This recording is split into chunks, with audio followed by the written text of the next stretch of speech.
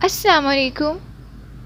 آپ سب کو میرے یوٹیوب چینل کہانی گھر میں خوش آمدید۔ آج کی اس ویڈیو میں ہم تیز ہوا کے شور ناول کی ایپیسوڈ نمبر 9 سنیں گے۔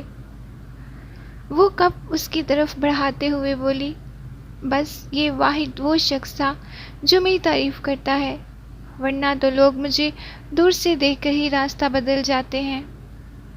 گو کہ اس نے اپنے بارے میں سچ بولا تھا، لیکن انداز احمد کی ہمدردی سمیٹنے والا تھا، اور جس میں وہ کامیاب بھی رہا۔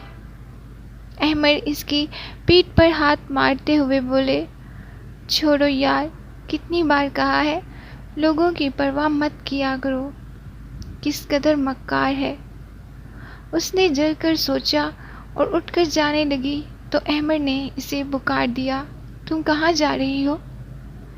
وہ کچھ نہیں بولی، بس سوالیہ نظروں سے دیکھنے لگی۔ بیٹھ جاؤ، خضر خاص طور پر تم سے ملنے آیا ہے۔ مجھ سے؟ اس نے بے تحاشا دھڑکتے دل پر قابو رکھتے ہوئے پوچھا، مجھ سے ملنے آیا ہے؟ جی، اس روز تو آپ سے سرسری سی ملاقات ہوئی تھی، اور اس کی بدلتی رنگت کو دیکھ کر محفوظ ہو کر بولا تو وہ محض خود کو سہارا دینے کی خاطر وہی صوفے پر بیٹھ گئی۔ تب وہ کہنے لگا، میں نہ صرف آپ سے ملنے بلکہ آپ کو دعوت دینے بھی آیا ہوں۔ کل رات کا کھانا آپ دونوں میرے ساتھ کھائیں۔ نہیں، وہ اس کی بات پوری ہونے سے پہلے بے اختیار بول پڑی۔ وہ اس پر نظریں ہٹا کر احمد کو دیکھنے لگا۔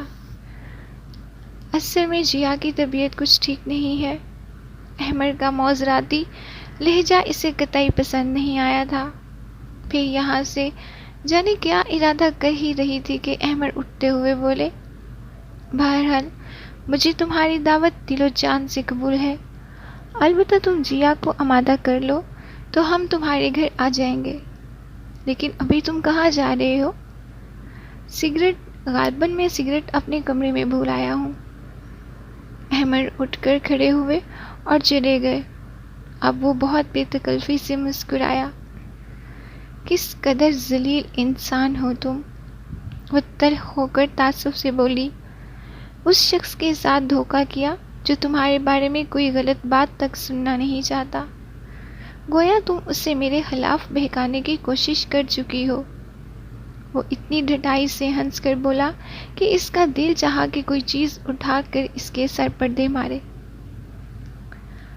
میں ایسی کوئی کوشش نہیں کروں گی، البتہ کسی دن انہیں تمہارا اصلی روپ ضرور دکھاؤں گی۔ کسی دن کیوں، آج ہی، بلکہ ابھی ہی دکھا دو۔ شٹ اپ، وہ دبی دبی آواز میں چیخی۔ اتنا غصہ اچھا نہیں ہوتا۔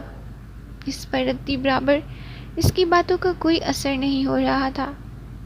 اس کے برعکس جیسے اس کی حالت زار سے لطف ہو رہا تھا۔ اور اس وقت تو میں تمہارا مہمان ہوں، کم از کم مہمان کے ساتھ تو ایسا سلوک نہ کرو۔ وہ کچھ نہیں تو مسکرا کر دیکھ ہی لو میری طرف۔ میں لعنت بھیجتی ہوں تم پر۔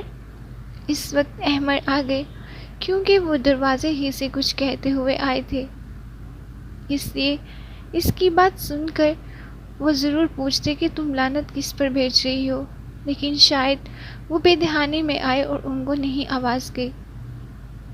یار، تمہاری بیوی مجھ سے خاصی ناراض ہے احمد، لگتا ہے تم نے انہیں میرے بارے میں کچھ زیادہ ہی بتا دیا ہے۔ اس کی بات سن کر احمد شکی نظروں سے اسے دیکھنے لگا تو وہ پہلے اپنی جگہ بدل گئے اور پھر بولی، کیوں؟ اگر متفر نہیں ہے تو میری دعوت قبول کر لیجئے۔ احمد نے اسے اشارہ کیا کہ مروتاً وہاں کہہ دے، لیکن وہ نظر انداز کرتے ہوئے وہاں سے اٹھ کر اپنے کمرے میں آ گئی۔ اور وہ اٹھ کر تو آ گئی تھی، لیکن اب اسے کسی پر چین نہیں تھا، کیونکہ خضر سے کچھ بعید نہیں تھی کہ وہ بدلے میں اس وقت اپنی دھمکیوں پر عمل ڈالتا نظر آ رہا تھا۔ کچھ دیر تک وہ کمرے میں اضطرابی کیفیت سے ٹہلتی رہی، پھر ایک میگزین اٹھا کر بیڈ پر آ کر بیٹھ گئی۔ بظاہر وہ اس کے ورک یہاں وہاں کرنے میں مصروف ہو گئی، لیکن اس کا سارا دھیان احمر کی طرف تھا۔ پتہ نہیں وہ کمرے میں کب آ جائے اور پتہ نہیں کیا بات ہو جائے۔ کافی دیر بعد غالباً ہجر کو رخصت کر کے آئے تو کن اکھیوں سے انہیں دیکھنے لگی۔ مجھے تم سے ایسی امید ہرگز نہ تھی، انہوں نے ناراضگی بھرے لہجے میں کہا تو اسے اپنا دل ڈوبتا ہوا محسوس ہوا۔ پھر بھی ہمت کر کے ان کی طرف دیکھا تو وہ کہنے لگے، آخر اخلاق بھی کوئی چیز ہے، تم بے شک اس کے گھر نہ جاتی، میں کل اس سے کوئی بہانہ کر سکتا تھا، لیکن اس وقت اگر تم حامی بھر لیتی تو تمہارا کیا جاتا؟ بیچارہ اتنا مایوس اور افسردہ ہو کر گیا ہے۔ ہاں بیچارہ، اس نے سوچا اور دوبارہ میگزین دیکھنے میں مصروف ہو گئی۔ بہرحال میں نے اس سے وعدہ کر لیا ہے کہ کل ہم اس کے گھر ضرور جائیں گے۔ وہ اپنی جگہ پر لیٹے تو حتمی انداز میں کہہ کر اس کی طرف منہ موڑ لیا۔ وہ کسی صورت ہجر کے گھر نہیں جانا چاہتی تھی، لیکن کیونکہ احمر کو بھی غالباً ضد ہو گئی تھی، جب بھی اس کی کوئی عذر انہیں سننا اچھا نہیں لگ رہا تھا، اور شام میں اس کے مڈ خراب کر لینے کے باوجود اپنے ساتھ لے گئے، اور احمر کے ساتھ اسے دیکھ کر یوں فاتحانہ انداز میں مسکرایا کہ اسے کم مائگی کا احساس ہونے لگا۔ کچھ روٹھی روٹھی احمر کے پہلو میں بیٹھ گئی تو وہ کہنے لگا، یقین کریں مجھے آپ کے آنے سے بے حد خوشی ہو رہی ہے۔ بکو مت، وہ بلا ارادہ کہہ گئی۔ ارے آپ تو ڈانٹنے لگ گئی ہیں۔ ہے، آپ کو یہ حق حاصل ہے، آپ مجھے ڈانٹ سکتی ہیں، میں قطعی برا نہیں مانوں گا، آپ چاہیں تو مجھے تھپڑ بھی مار سکتی ہیں۔ اس کی ڈھٹائی پر وہ اندر ہی اندر کھول کر رہ گئی، پھر بھی کافی حد تک خود پر قابو پا کر پوچھنے لگی، گھر کے باقی افراد کہاں ہیں؟ فقط ایک ملازم ہے جو کچن میں مصروف ہے۔ کیا مطلب؟ وہ اس کی بجائے احمر کی طرف دیکھنے لگی تو انہیں بتانا پڑا اس کے والدین حیات نہیں ہیں، 2 بڑے بھائی اور دونوں ہی ملک سے باہر ہیں، اور شادی میں نے ابھی تک کی ہی نہیں۔ جس طرح وہ فوراً بولا، اس طرح اس نے فوراً پوچھا، کیوں؟ شاید اس لیے کہ میرے بارے میں سوچنے اور فکرنے والا کوئی ہے ہی نہیں، کسی کو بھی میری فکر نہیں۔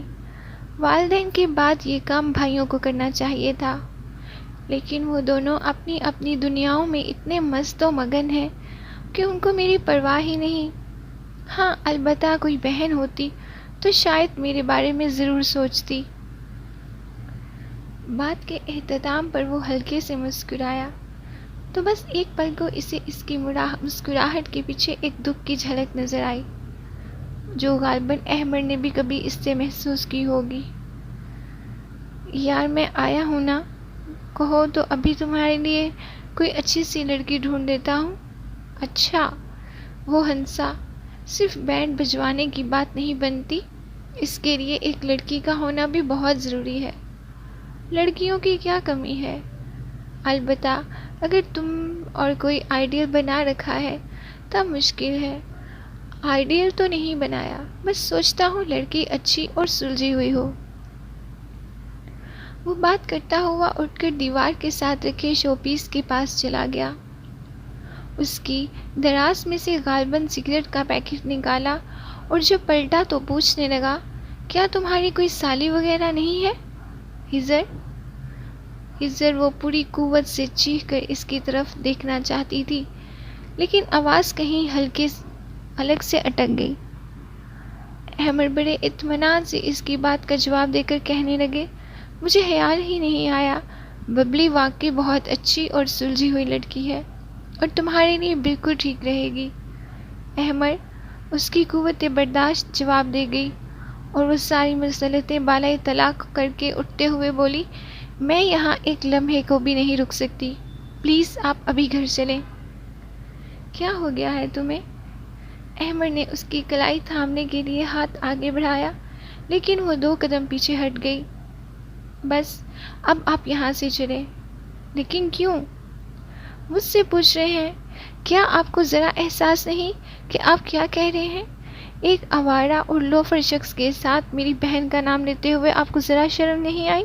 جیا، انہوں نے غصے سے ٹوک دیا۔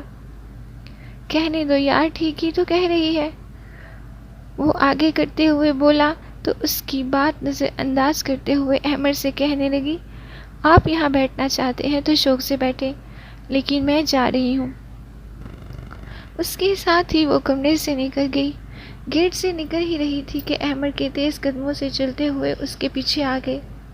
تم انتہائی بدتمیز عورت ہو، یہ کہتے ہوئے انہوں نے گاڑی کا لاک کھولا، پھر کافی دور تک اس کو دیکھتے رہے۔ میں نے کوئی ایسا معیوب بات تو نہیں کر دی تھی جو تم یوں آپے سے باہر ہو گئی؟ وہ بھی ہزر کے سامنے۔ وہ کیا سوچتا ہوگا تمہارے بارے میں؟